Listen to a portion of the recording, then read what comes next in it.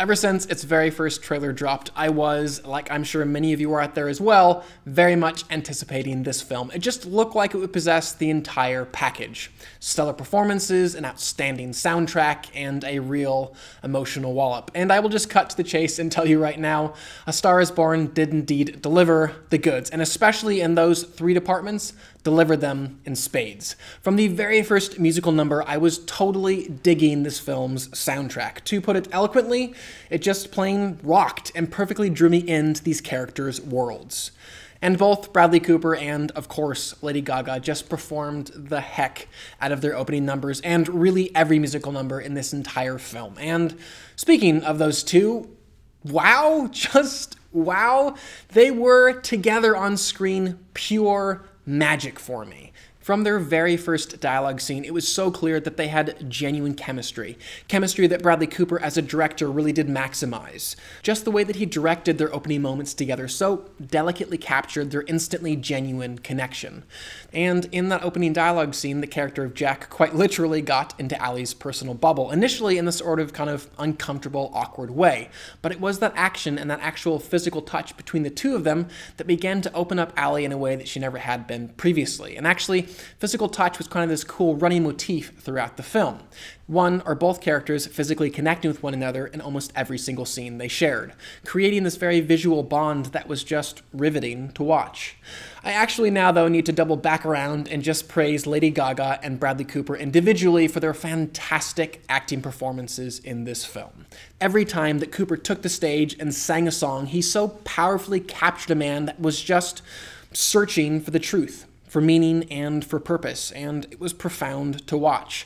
And Lady Gaga too. Every time that she got into her music just allowed us to see her soul, and it was beautiful. But of course we already knew that Lady Gaga was awesome on stage, so I will say now that it was actually off stage in A Star is Born that she shone the brightest. There were a number of scenes where we saw her character's home life, and she was just incredibly natural and fun in those scenes.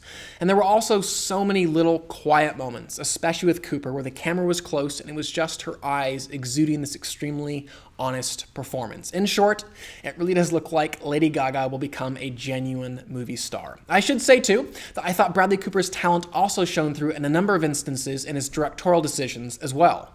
I certainly did walk into this film with some concern that he, coming from an acting background, would simply shove the camera into the actors' faces every single scene, relying too heavily on close-ups when wide shots may be more effective or cinematically compelling.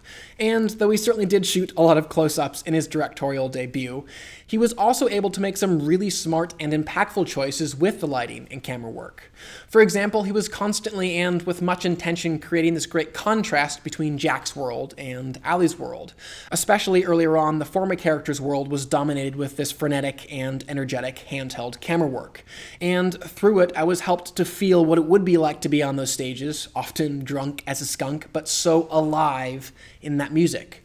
And after establishing that world visually, Bradley Cooper then cut to Allie's world, which was made to feel much more rigid and constrained. In her first scene, for example, he quite literally framed her in a bathroom stall, trying to break up with a soon-to-be ex-boyfriend. And there, the camera captured much of the action in a wide shot, locked down on the sticks.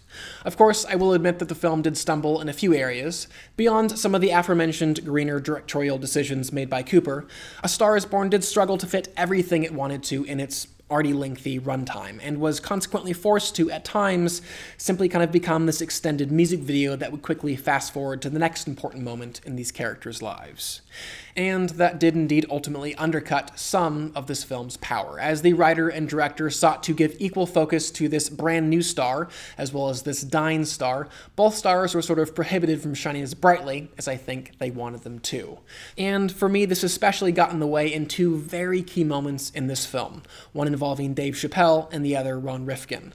In both instances, we were very suddenly introduced to ideas and backstories that would turn into very important actions really only minutes later. And both times I sort of felt like I was being left behind emotionally. In the end, though, A Star is Born really did deliver for me so much of what I wanted from it. And for all these reasons, I will give the film a 3.5 out of 5 and a heart. I would still love to know what you guys thought of the film, though, so definitely comment below and let me know. And finally, please do subscribe. I'm going to continue to review films and television on this channel, and I would love for you to stay up to date on all of those things. But for now, I'm Chris Hartwell. This is The Heartbeat. Thank you for joining me.